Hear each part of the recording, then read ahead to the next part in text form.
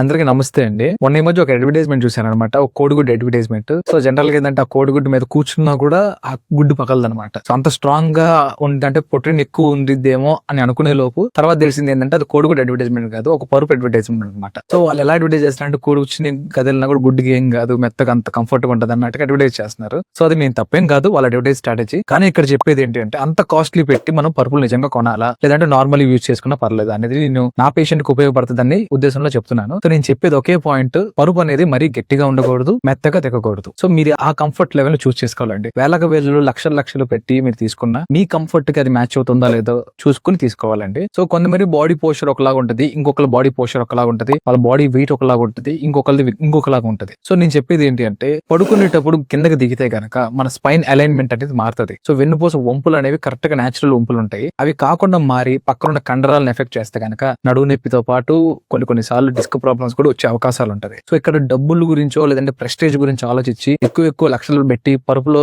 చూపించమాకండి. వీలైనంత వరకు నార్మల్ గా మీకు కంఫర్ట్ లెవెల్లో ఉందా లేదా చూసుకుని తక్కువ బడ్జెట్ అయినా మీకు నచ్చితే కంఫర్ట్ ఉంటే దానికి వెళ్ళిపోండి. సో ఇది మీ కంఫర్ట్ లెవెల్ ని బట్టి మీరు ఒక డెసిషన్ తీసుకోండి. Thank you.